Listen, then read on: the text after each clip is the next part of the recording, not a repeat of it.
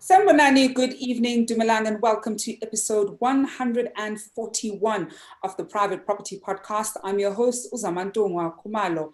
It's a Tuesday edition of the Private Property Podcast. I do hope that you've all had a great day, whether you're watching us from Facebook, Instagram, Twitter, or YouTube. Welcome to all our new viewers who are joining us for the first time. And if you are joining us for the first time, I do hope that you're going to go back to some of our incredible episodes and catch up on some of the juicy episodes and content that you have missed out on in the past. Well, this evening, I'm actually very excited about this conversation because then I was saying to my guest off air that I haven't spoken to somebody from a company that does this. So it's going to be very interesting to just get a sense of what exactly it is that they do and the interesting sort of market that they're entering into that I know a lot of investors would probably have an interest in, especially those who probably don't want to do this for themselves. And we're looking at the opportunity in micro property development. We're having a conversation with Bitprop and you probably don't know who they are. Well, we get a sense of who exactly they are and what do they mean by micro property development. It's something that we've spoken about here, and it's one of those great conversations because I know some property investors want to start building units, whether you're in a suburb or if you're in a township. So really looking at how you can build that mini complex or that mini development in different areas. And my guest this evening is Claire de Trevou, who's an architectural project manager at Bitprop. Good evening, Claire, and thank you so much for joining us. Hi, Zama. Thanks for having me. It's only a pleasure. So I think before we even get into the logistics of how Bitprop does what it does, perhaps let's look at what exactly does Bitprop do. So the too long didn't read kind of elevator pitch is that we identify and partner with homeowners, typically in low income areas, previous RDP or gap housing. Once we've partnered with the homeowner, we pay for and develop rental units, which we design. During the construction process, we work with the homeowner to educate them around what it means to be a property manager, what it means to have tenants, conflict management, all that kind of stuff. Once the build is complete and that training process is complete, we tenant the building.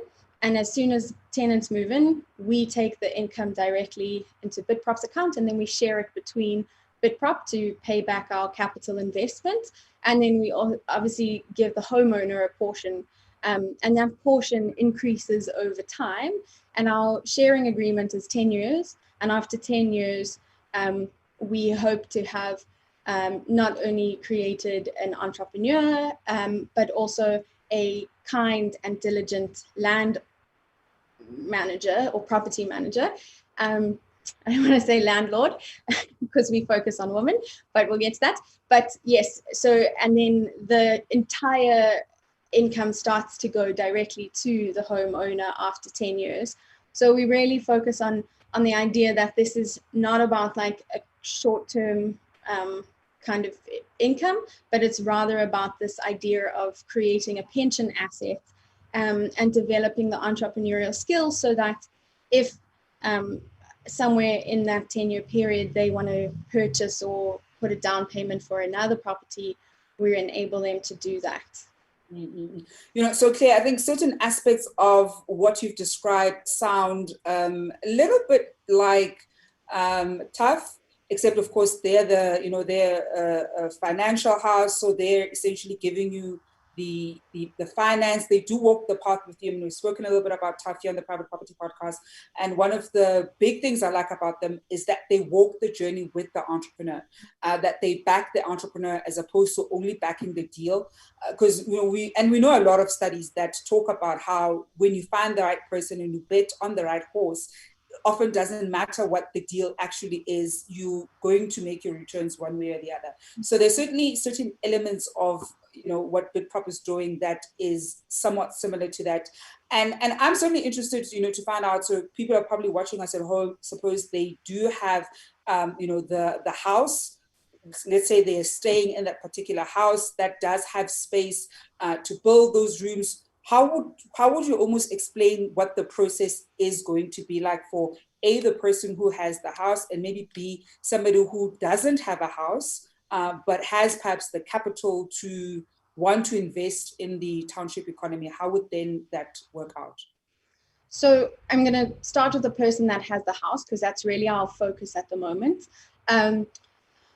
We have quite an extensive online application form, which just goes through property details, who you are, if you own the property, if you don't own the property, because we also deal with like encumbered title deeds. And where our model sits, because you mentioned TAF, and TAF have Umastandi, which is kind of playing in this space as well. So where Umastandi and another organization I built differ from what Bitprop do is we don't see this as a loan, so we don't take a mortgage over the property. What we do is we invest into the property, and then we sign a contract with the homeowner, and that's a head tenant contract. So essentially we lease the whole building from the homeowner, and then we sublet to the tenants, and that's how we can take the money directly from the tenants and then pay the homeowner.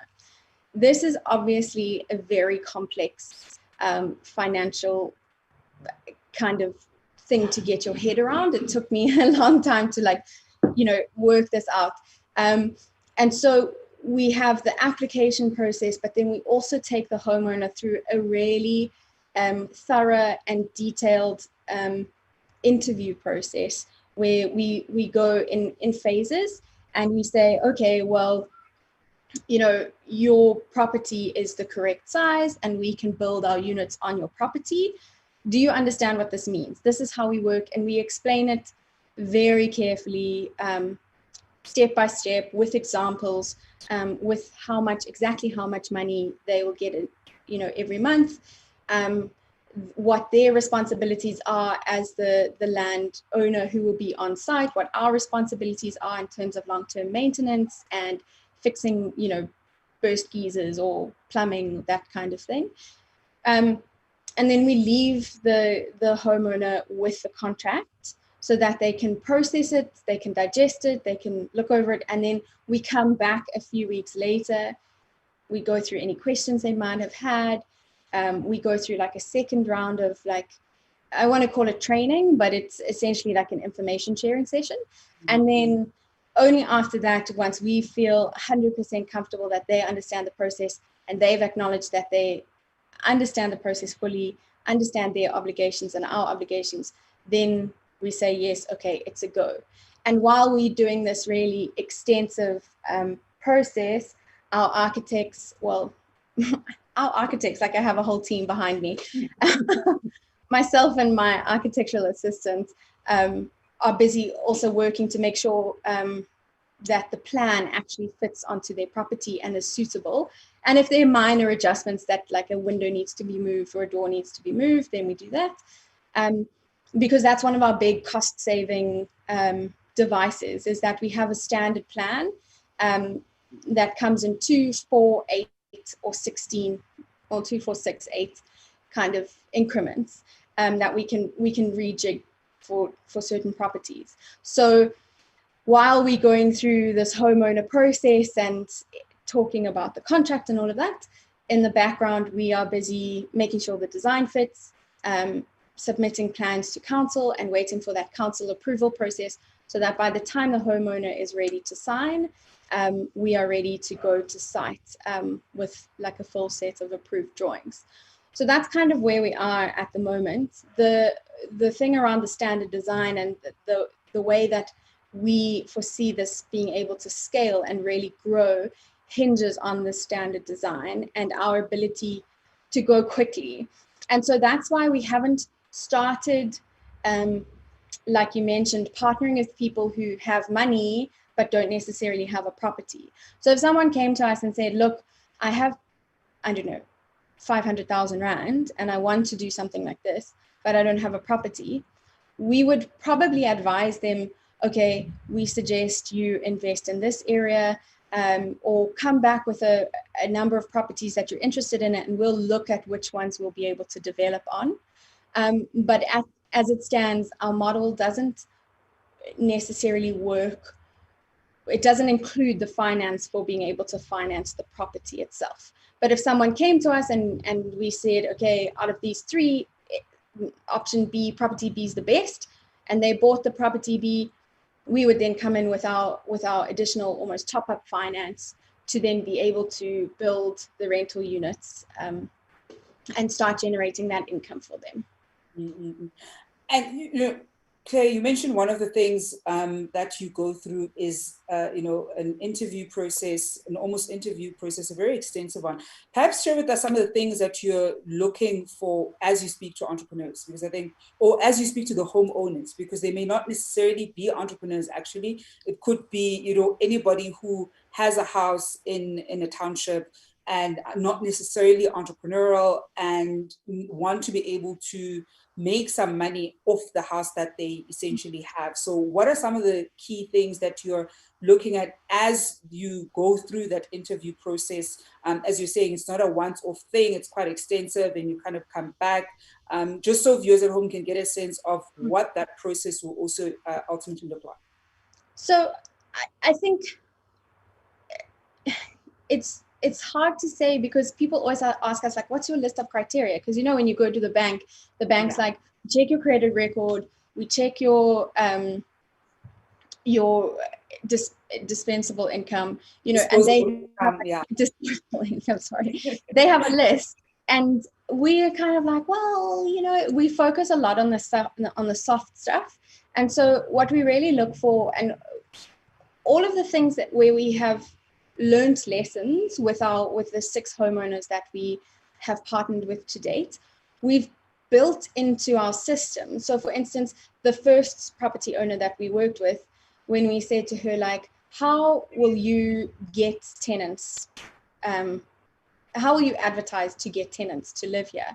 And she was kind of like, no, as soon as the building goes up, they'll just come. So we were like, okay, cool. She says people are going to come. We'll leave a bunch of application forms with her.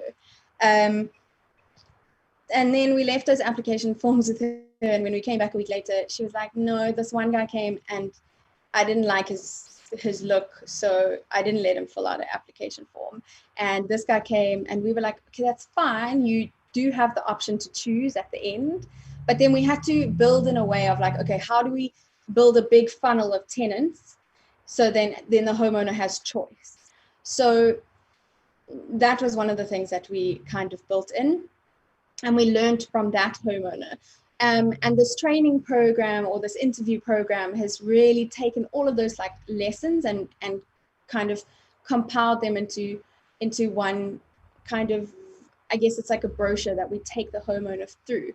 And what we're looking for in that process is, even if you're not entrepreneurial, do we get the sense that you have an understanding that this is not a quick income generating, because the first month that you make money, I think it's a shock to a lot of people, because it's about a 75-25 split in the beginning.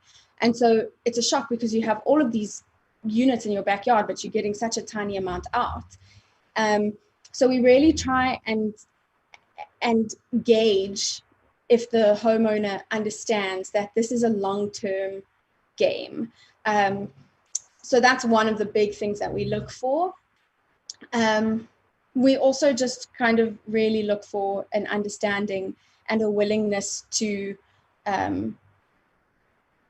be involved, and an understanding that, yes, we are investing into your property, but you also have responsibilities as the property manager.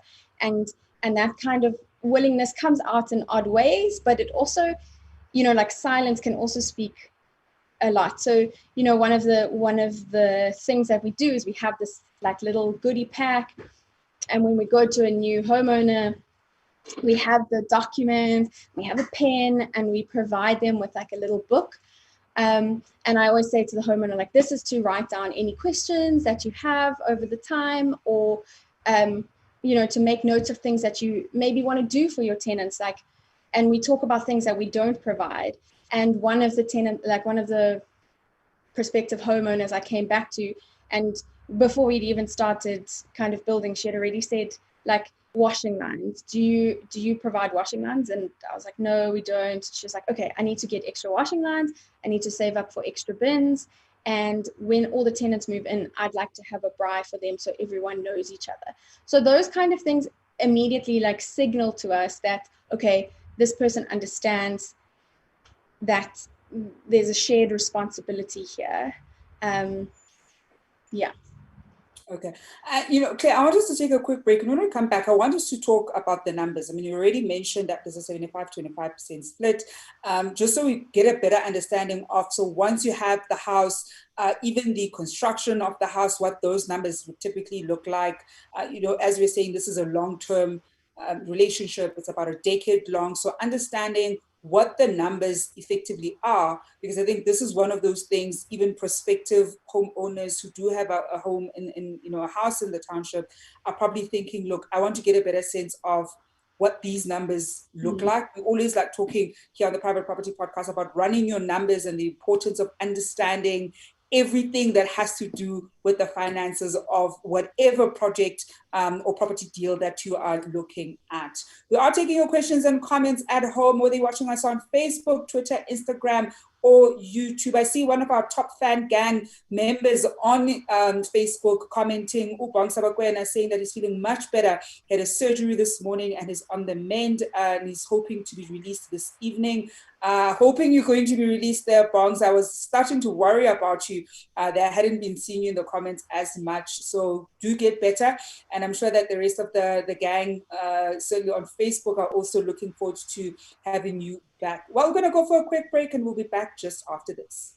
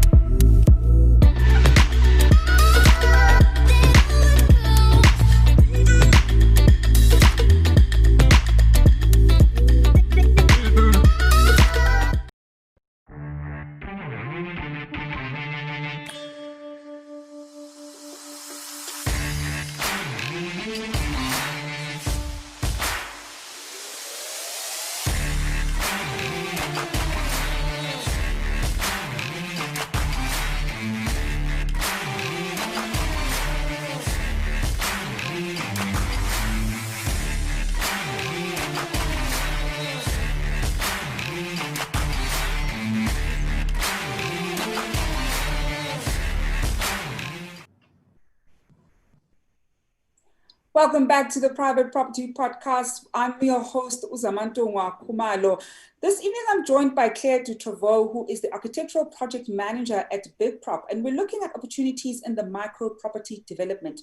And this is, of course, those back rooms that we all too often grew up in, Ekasi. And now we're certainly seeing that there is a whole market of, providing quality accommodation, Ekasi, building, those bachelor apartments and even townhouses, Ekasi. And that's something that we've been speaking quite a lot about here on the Private Property Podcast, because it is that market that, when you get it right, has so many opportunities and could potentially, change the way a particular family, lives, because there really is a lot of potential in our environments that sometimes we're simply not quite aware of. Claire, I did mention earlier that I wanted us to start talking about the numbers a little bit. You mentioned that in the beginning there's that 75-25% split. Perhaps take us through what the numbers would look like. So somebody has the house. I know you're talking about the different kinds of designs that you essentially have, perhaps even the cost of building the various types of units. I know different yards obviously would be configured slightly differently, but just to get a sense of what the numbers look like and what the return for the investor is going to be. So I'm going to talk about the numbers, and then I'm going to go to the investor space, because it gets a little bit tricky there. At the moment, we are developing a standard 25 square meter unit.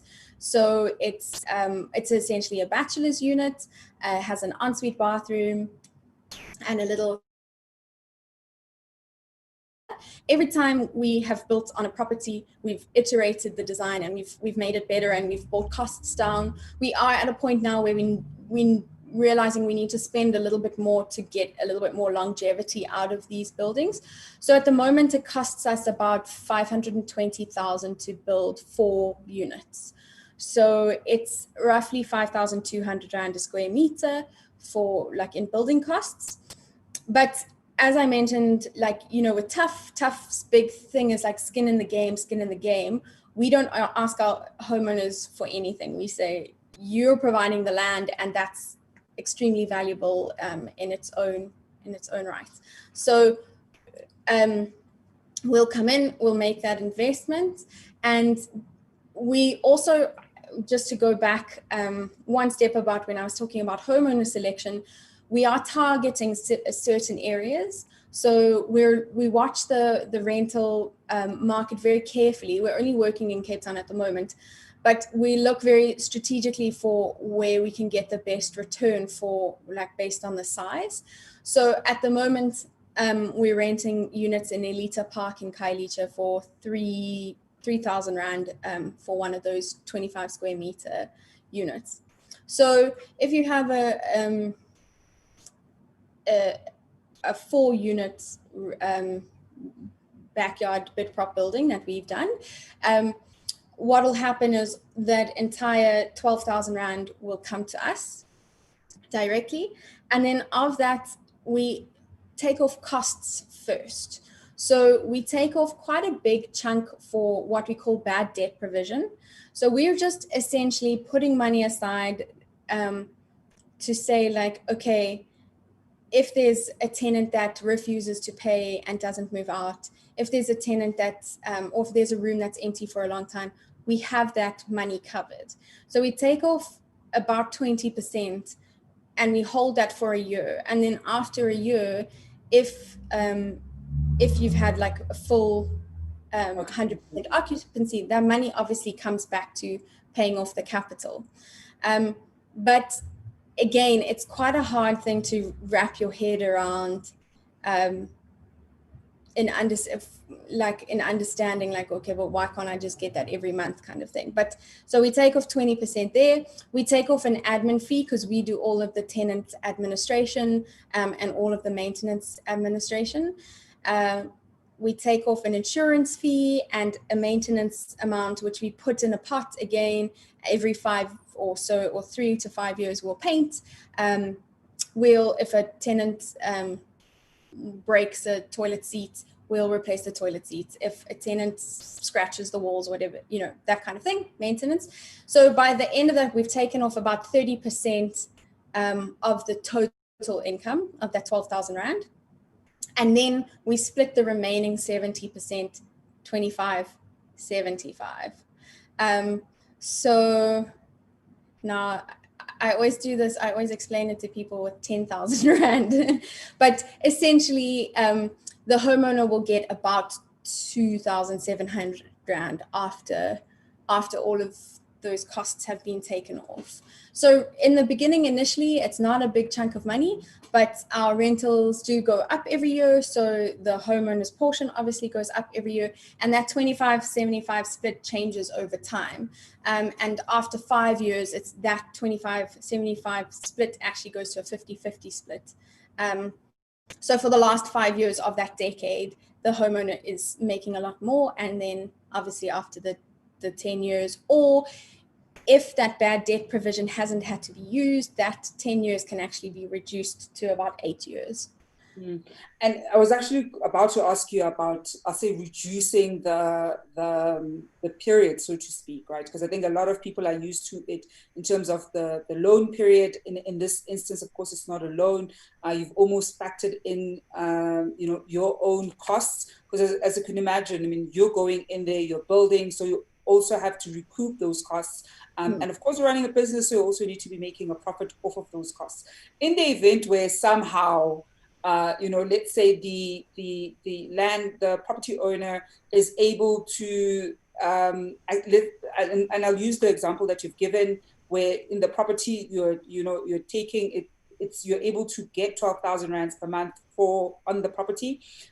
If somehow the land person the property developer, if somehow they're able to, let's say, pay an additional 2,000 rands over to Bitprop, is that something that they're able to do, which somehow essentially basically reduces, we'll say, their payment period, because it's not a loan, so the payment period gets reduced. So is there room for that? I mean, I know you had said that it's certainly not something currently in the current iteration of the model where somebody with money would be doing it, but sometimes it could just happen that, let's say, somebody who recently then retires, has a bit of money, and perhaps wants to put some of that towards paying off, this particular, development that they have. Is that something that would be possible for them?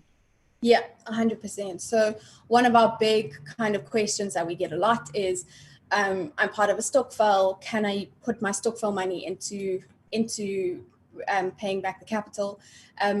One of the women that we work with, her daughter was in a car accident and she's getting a road accident payout when she turns 18. And she asked, like, can I put that back? So that is definitely something that we do. It gets a bit tricky, but because at the moment we're running everything like on an Excel spreadsheet, but in the background we're building all of the tech to be able to make those processes super smooth and so that they can go off. But that is definitely something you can do to reduce your term. Mm-hmm. And also one of the homeowners that we're working with at the moment, they will be our first build of 2021. And they said to us, do we have to take the 25%? And we said, no, you don't have to. And because they recently both got promotions at work, and so they don't feel like they need the extra income. They are just putting this up because they have a small child and they want to use, in 10 years time, they want to use this for his education. And so they've opted not to take their 25%. So that will also reduce the loan term. And I think actually quite, I mean, and I was saying this earlier on in our conversation, that we haven't quite seen a product in the market that is modeled this particular way, because oftentimes, the financial institutions give you a loan and you pay back the loan, and whether you're going to the normal banks that we're used to, or you're going to a TAF who walks the journey with you, ultimately you have a loan that you have to be paying off, and the interest is prime plus more often than not. Unfortunately, with a lot of these deals, it's very rare that you'll be getting a prime minus. If you do, please hook me up with your banker, especially on the bigger deals. I think a few residential units, that's fairly easy. But I think sometimes especially when you're looking at your backyard developments, we do tend to typically get prime plus. So I think Claire, any tips for viewers at home who are interested in contacting Bitprop and perhaps starting the conversation in terms of how they can turn their home ekasi into the multi-let and be able to build? Any tips for them in terms of how to contact you and what they should almost mentally be ready and be thinking about as they sort of get ready to start the conversation? Yeah, so I think a big one is just pop onto our website, which is www.bitprop.com. And then there's a homeowner application form there that you can fill out online, or you can, if you just have like a general inquiry, you can put send us a question through our website as well. At the moment, we are primarily focused on Cape Town. Before COVID, we had big plans to come to Joburg in 2021, but those have taken a bit of a back seat. But even if you are outside of Cape Town, our application form says there's the first kind of phase is, are you in Cape Town? Are you not in Cape Town? And if you're not in Cape Town, can we put you on a database to be contacted later? So you can also do that. If you don't have a title deed, or if you have title deed issues, then you can also contact us and we can put you in touch with the right people so that we can start that process before we maybe sign you on as a homeowner. Because we need the title to be relatively smooth. It doesn't have to be fully in your name, but we need to understand the connection to who it was, so that we can apply for building plans more than anything. Yeah, and then I guess just start thinking about why you want to be a property manager. It's quite hectic having people on your property if you are going to live there. There's quite a big adjustment for some of our homeowners that we found. And really think, like, is this something that I want on my property, or should I start thinking about an investment property that I can work towards, where the people can live over there? Yeah. And you can have the peace and quiet over here. And it certainly is quite a big adjustment. I mean, I think if you're going to be living with your tenants, it's a very different ball game to when you are managing your tenants from a distance. You have your place, they're staying in the particular property. So it is quite a big thing to adjust. I mean, for me, I had to adjust quite a lot. I wasn't living with my tenants, but when I moved from, staying in a freehold house and living in a complex, even that, I feel as though I haven't quite, adjusted really. And luckily now I'm about to move and live in a house again. And I think, I don't know if I'll be able to go back to the complex estate life where, you're in the parking lot, you're bumping into strangers essentially, but you're all sharing the same yard. Or you can, when somebody opens the tap, you can hear the tap in your apartment, and you're thinking exactly. So I think all those things are already so much to adjust to. I think it's even another strain when people are living with you, and that's certainly something to think about at home. Especially, I think it gets particularly difficult when people, for example, start not paying rent. You're living with them, so how are you managing kind of that relationship? Because you're going to be seeing them on a day-to-day basis, and so those really are some of the dynamics that you almost have to start thinking about and getting ready for in the event where, of course, you're going to opt to live with the tenants. Well, Claire, we're going to leave it there this evening. Thank you so much for joining us. Thank you so much for having me. And also, can I say one last thing? Yes, please. If you want to invest in Bitprop, if you want to put your money in and let your money do its work and get a return, that is also possible. We have quite a high minimum investment amount. It's 100,000 Rand, but you can also just pop us a query on our website and we'll get in touch with you.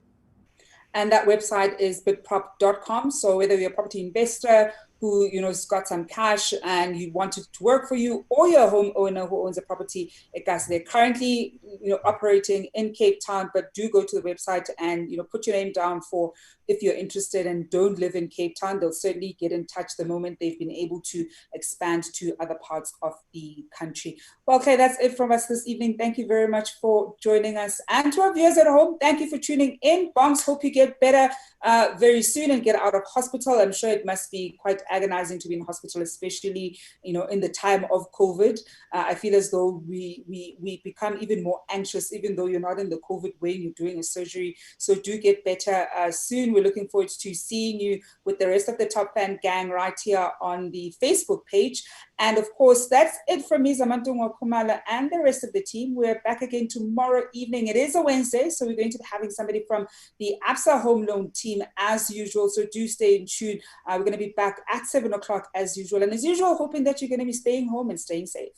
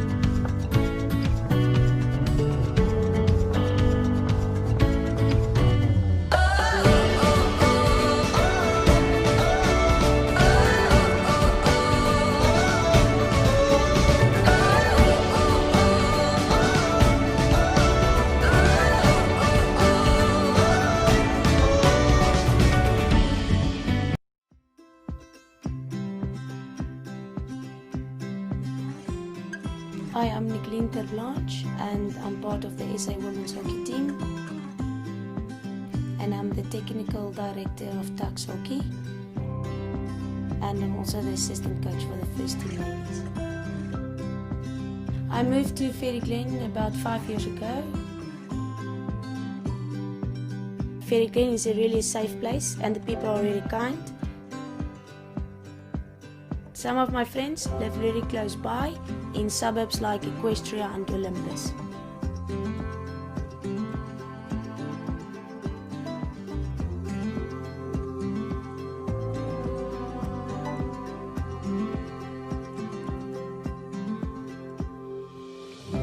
In the morning I will wake up, make myself a cup of coffee, go for a jog in the Fairy Glen Nature Reserve or even just in the neighborhood. It's safe, quiet, and the environment is really nice. I love Fairy Glen because I'm near the city but I'm not in the city.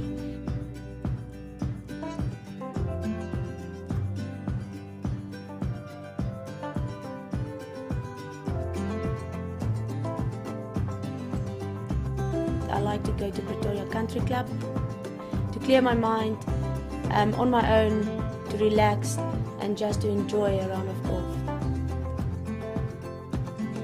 In Pretoria East we really have nice places to visit like Menlyn Mall and Brooklyn Mall that is really close by. There are also a lot of top schools in the area like Pretoria Boys High and Hoërskool Menlo Park.